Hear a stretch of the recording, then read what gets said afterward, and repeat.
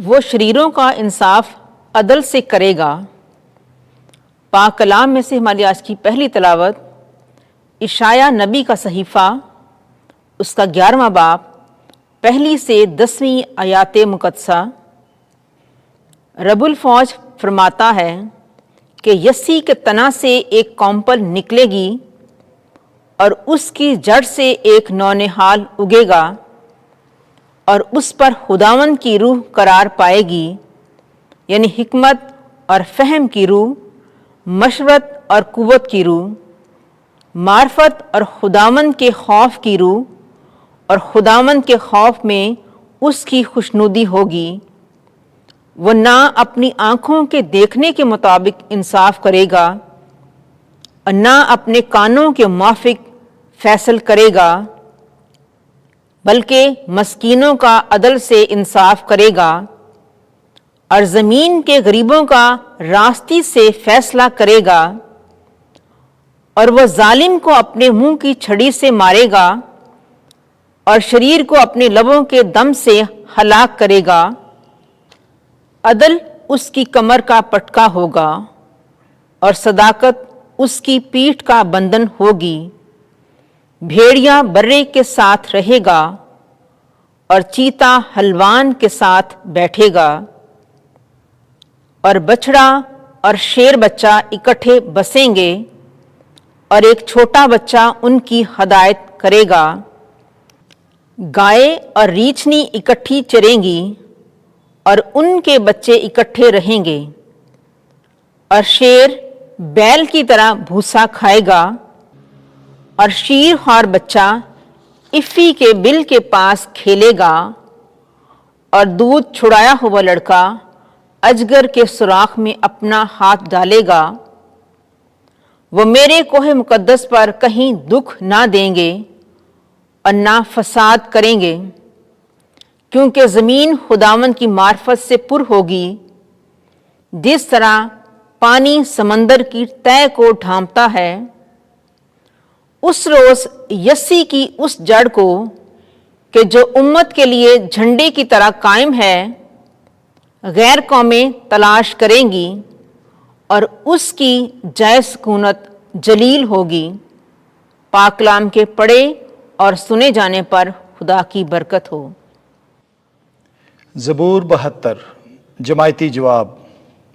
اس کے ایام میں راستی شگفتہ ہوگی، اور جب تک چاند قائم ہے امن کی فراوانی رہے گی۔ اے خدا، شاہ کو اپنا عدل اور شہزادے کو اپنا صدق عطا فرما، تو وہ صداقت سے تیری قوم پر اور انصاف سے تیرے غریبوں پر حکمران ہوگا۔ جماعتی جواب۔ اس کے ایام میں راستی شگفتہ ہوگی، اور جب تک چاند قائم ہے امن کی فراوانی رہے گی۔ اس کے ایام میں راستی شگفتہ ہوگی، اور جب تک چاند قائم ہے امن کی فراوانی رہے گی، اور وہ سمندر سے سمندر تک اور دریا سے لے کر انتہائی زمین تک حکومت کرے گا۔ جماعتی جواب۔ اس کے ایام میں راستی شگفتہ ہوگی، اور جب تک چاند قائم ہے امن کی فراوانی رہے گی، کیونکہ وہ محتاج کو جب وہ فریاد کرے اور غریب کو جس کا کوئی مددگار نہ ہو چھڑائے گا۔ وہ مسکین و محتاج پر ترس کھائے گا اور محتاجوں کی جانیں بچائے گا۔ جماعتی جواب۔ اس کے ایام میں راستی شگفتہ ہوگی، اور جب تک چاند قائم ہے امن کی فراوانی رہے گی۔ اس کا نام ابد تک متبرک رہے گا، جب تک آفتاب ہے اس کا نام قائم رہے گا۔ اسی میں زمین کے سب قبائل برکت پائیں گے، تمام قومیں اسے مبارک کہیں گی۔ جماعتی جواب۔ اس کے ایام میں راستی شگفتہ ہوگی، اور جب تک چاند قائم ہے امن کی فراوانی رہے گی۔ مسیح سب آدمیوں کا نجات دہندہ ہے۔ ہمارے لیے آج کی دوسری تلاوت مقدس پولس رسول کا خط رومیوں کے نام، اس کا 15واں باب، اس کی 14ویں تا 9ویں آیات مقدسہ۔ اے بھائیو، جو کچھ پہلے لکھا گیا وہ ہماری تعلیم کے لیے لکھا گیا، تاکہ ہم صبر سے اور نوشتوں کی تسلی سے امید رکھیں۔ بس صبر اور تسلی کا خدا تم کو یہ بخشے کہ تم مسیح یسوع کے موافق آپس میں یکدل رہو، تاکہ تم یکدل ہو کر ایک زبان سے ہمارے خداوند یسوع مسیح کے خدا اور باپ کی تمجید کرو۔ اس واسطے جس طرح مسیح نے تم کو خدا کے جلال کے لیے قبول کر لیا ہے، تم بھی ایک دوسرے کو قبول کرو۔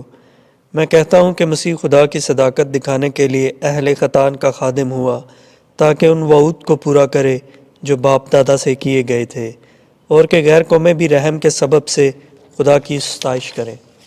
چنانچہ لکھا ہے کہ اس لیے میں قوموں میں تیری تمجید کروں گا، میں تیرے نام کی مدح خوانی کروں گا۔ پاک کلام کے پڑھے اور سنے جانے پر خدا کی برکت ہو۔ خداوند آپ کے ساتھ ہو۔ انجیل مقدس متی کے مطابق اے خداوند تیری تمجید ہو۔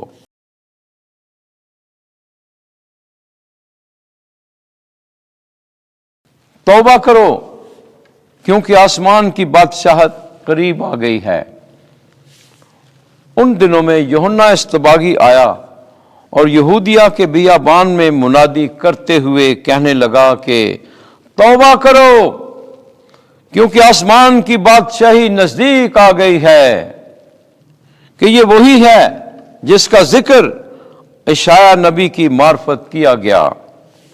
پکارنے والے کی آواز بیابان میں، خداوند کی راہ کو تیار کرو، اس کی شاہراہ کو سیدھا بناؤ۔ یہ یوحنا اونٹ کے بالوں کا لباس پہنتا اور چمڑے کا کمر بند اپنی کمر میں باندھتا تھا، اور ٹڈیاں اور جنگلی شہد اس کی خوراک تھی۔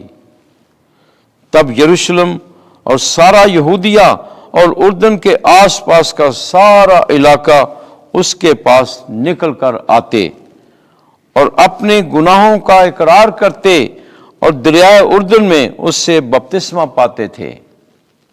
لیکن جب اس نے دیکھا کہ بہت سے فریسی اور صدوقی بپتسمہ پانے کے لیے آئے ہیں تو ان سے کہا، اے فئی کی اولاد، تجھے آنے والے غضب سے بھاگنا کس نے جتایا؟ اس لیے توبہ کے لائق پھل لاؤ۔ اپنے دل میں گمان مت کرو کہ ابراہیم ہمارا باپ ہے، کیونکہ میں تم سے کہتا ہوں کہ خدا انہی پتھروں سے ابراہیم کے لیے اولاد پیدا کر سکتا ہے۔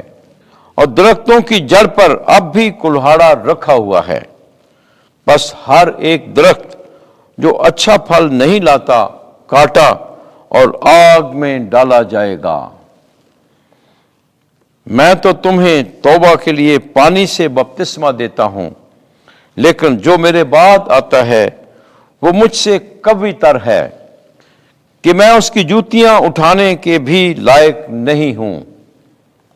وہ تمہیں روح القدس اور آگ سے بپتسمہ دے گا۔ اس کا چھاچ اس کے ہاتھ میں ہے، اور وہ اپنے کھلیان کو خوب صاف کرے گا اور اپنے گیہوں کو خطے میں جمع کرے گا، پر بھوسے کو اس آگ میں جلائے گا جو بجھتی نہیں۔ انجیل مقدس کے وسیلے سے ہمارے گناہ معاف کیے جائیں۔ اے مسیح تیری ستائش ہو۔